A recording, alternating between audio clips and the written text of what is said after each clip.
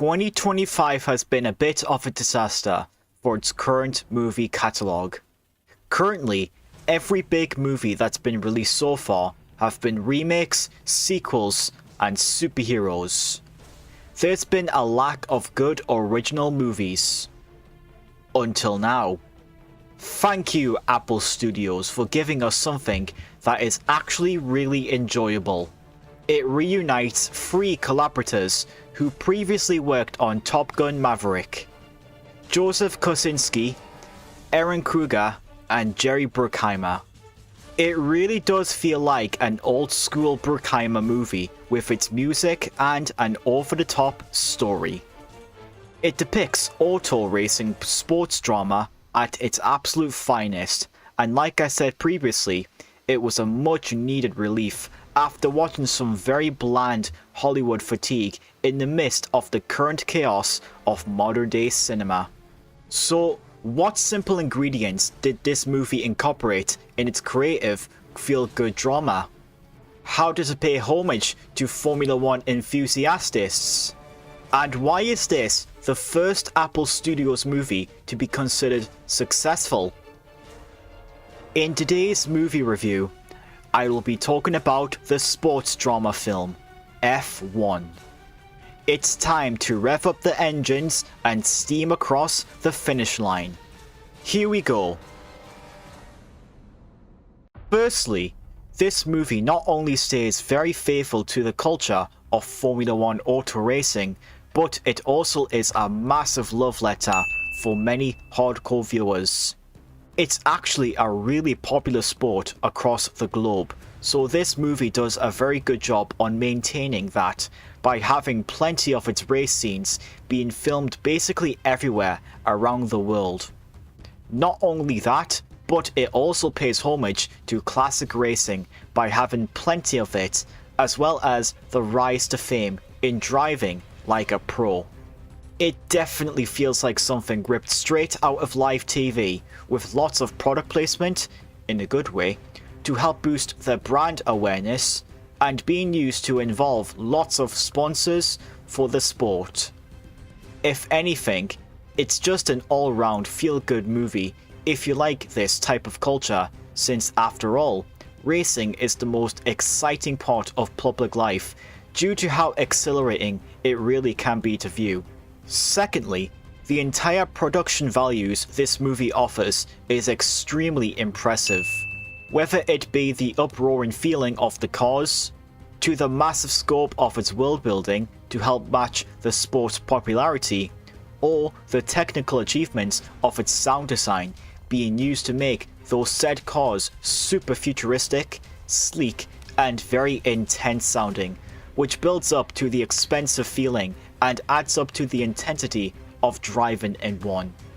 As for the rest of the production values, they match very well with Formula One's popularity across the world. There's plenty of high stakes in these action-packed races that perfectly fit with how the sport is depicted. Even better, they even filmed scenes at actual F1 games, making the whole scenery even more better. When added up to the extreme, it stays even more faithful to its source material and makes for a magnificent time for newcomers and hard-time viewers.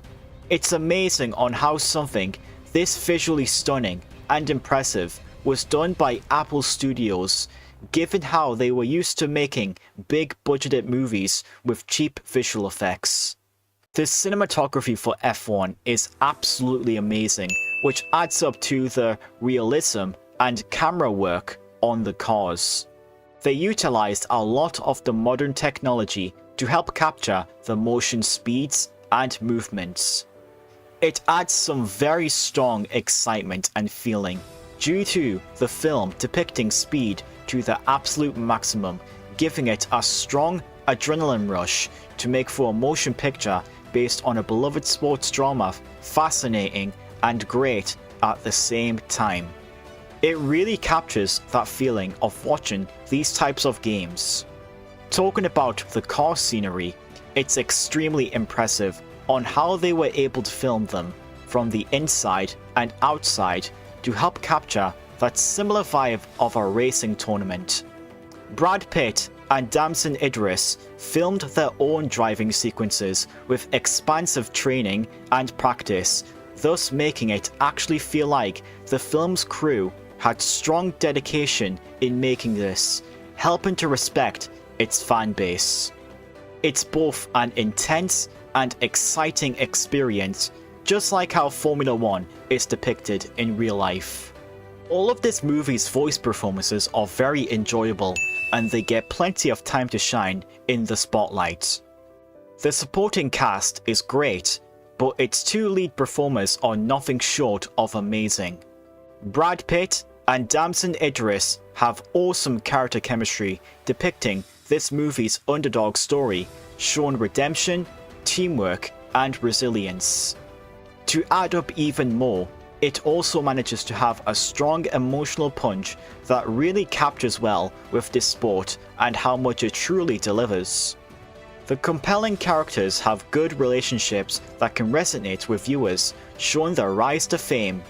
Oh, and also, while we are on the subject of performances, there are plenty of cameo appearances from plenty of other F1 drivers, which further rewards hardcore fans as they can easily point them out as cool little Easter eggs without becoming a generic cash grab that focuses on racing cars.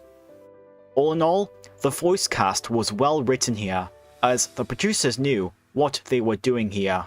Finally, this movie has some amazing direction, reuniting some of the original Top Gun Maverick producers with Joseph Kosinski and Jerry Bruckheimer. This is basically just that movie, but with cars. And it was also a smart move choice to not include Tom Cruise in the lead role, despite being a legendary film actor. It would have been very repetitive and cliche if they had chosen him, even if at the very least he made a cameo appearance. Instead, they chose Brad Pitt, who isn't as well known as Cruise, but still has a lot of strong star power to be a very strong lead role, carrying the film's story on his back.